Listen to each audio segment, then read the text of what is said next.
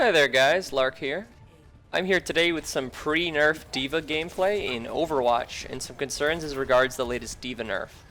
I've spent a gratuitous amount of time on the official Overwatch forums attempting to dissuade Blizzard from going through with the latest D.Va nerf in patch 1.3 to no success, as the D.Va nerf has officially gone onto the live servers. So I decided that I could put my grief to good use and put together a video compiling the various pro-nerf arguments and debunk all of them in one video. So let's get into it. Argument number 1. I can't even tell that anything was changed, it's not that big of a deal. Well, for those who are unaware, the charge delay on D.Va's defense matrix was doubled from 0.5 seconds to 1 second. When used back to back, the number of defense matrices that a full charge can now support has been decreased from 13 originally to 8. This constitutes a 39% uptime nerf at the very worst. At the very best, if you're using the defense matrix 4 seconds, like back to back in full charges, this is a 5% uptime nerf. Either way you cut it, this is a flat nerf. This brings us to argument number 2. Learn to adapt. How? The mechanics of the defense matrix weren't changed like with the original defense matrix buff. They weren't changed like how Genji's he has to just learn a different combo rather than the original high damage combo. None of the relevant player timings were altered in a way that requires remastering.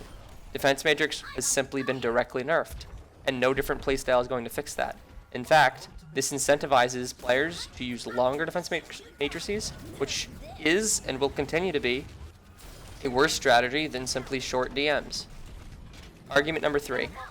It's still better than the original defense matrix in every way. Actually, it's not. With the original buff to D.Va's defense matrix, they introduced a delay in how quickly the defense matrix could be cancelled after being turned on, as well as a delay in how quickly boosters could be cancelled. The new post-nerf defense matrix still has these downsides, but also takes a full 11 seconds after use stops before reaching full charge. This compares to the original 10. So in at least 3 ways, the post-nerf defense matrix is worse than the original. Argument number 4. The defense matrix cancels too many ultimate abilities.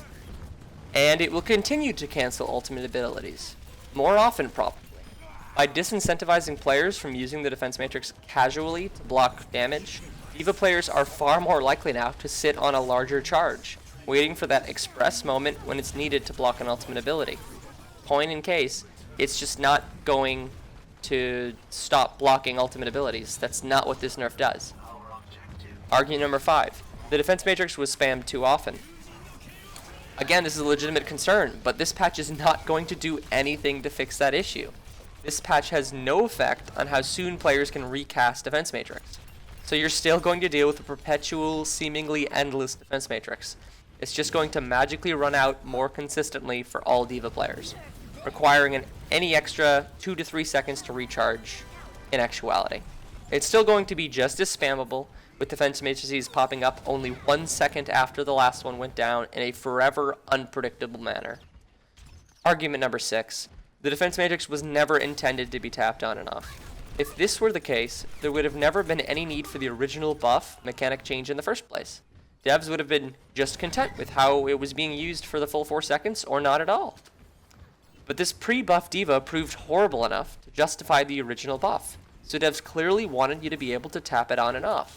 Moreover, tapping the defense matrix on and off was and will continue to be the only effective way to use it. I should know. At my peak, I reached the top 40 players in the world on D.Va. The point of the defense matrix is to block damage, not create a less useful Reinhardt shield for 4 seconds before having to recharge for a full 11 seconds. It's just useless. Argument number 7. Defense matrix was too easy to use and required no skill. Actually, mathematically speaking, it's the highest skill defensive tank ability in the game. If you use overbuff stats for tank defensive abilities and you display the results as curve distributions, if you assume that a higher curve distribution or flatter curve represents higher skill, defense matrix is objectively the highest skill defensive ability in the game. And there's a lot of reason to suppose this assumption, flatter equals higher skill, is a good one. This assumption basically reflects the idea that if a good player is capable of outperforming several average players put together, that the task the players are competing in requires skill. Argument number 8. Defense matrix is simply too effective. If you look at the average damage block statistics and cross-compare them with every other defensive tank, D.Va comes in dead last every single time. In quick play, she blocks an average of 2,061 damage per game as compared to Reinhardt's 10,943, Zarya's 3,126, and Winston's 5,378. In competitive, she blocks an average of 4,724 damage per game as compared to Reinhardt's 19,635, Zarya's 5,900, and Winston's flat 10,000. She simply blocks the least amount of damage. Argument number 9. People aren't trying to shoot the defense matrix. That's not a fair comparison. Well, for one, when people are trying to shoot Reinhardt's or Winston's bubble, they're wasting precious bullets and magazines. If they choose not to waste these bullets, the Reinhardt shield or Winston bubble will not go away in a timely manner. For D.Va, all that is required is that you wait, and D.Va can't hurt you while projecting defense matrix. And by the way, Zarya also has a defensive ability that the enemy team should avoid actively shooting. She still blocks more damage than D.Va on average. Argument number 10. D.Va was played too often in the pro scene. This is completely false. According to the latest professional meta report, D.Va was played at an abysmal 4.8%, placing her securely within F tier, the worst tier of Overwatch heroes. And this was before the nerf. Argument number 11. D.Va was played too often or won too often in competitive mode. Again, this is completely baseless. If you check the stats for competitive mode, she's the least tanked, picked at a rate nearly 4 times less than that of Zarya, at just 2.14%.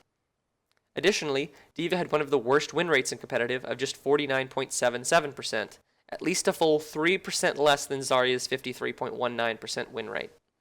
Argument number 12. D.Va was played too often in quick play. I hope you're starting to see a trend here. This is again demonstrably false. D.Va's pick rate in quick play was just 3.55%, making her the second least picked tank in Overwatch. And with those 12 arguments refuted, I think I'm going to end the video now, guys. I realize that there are probably more bad arguments you could make as to why D.Va deserved the nerf that she got.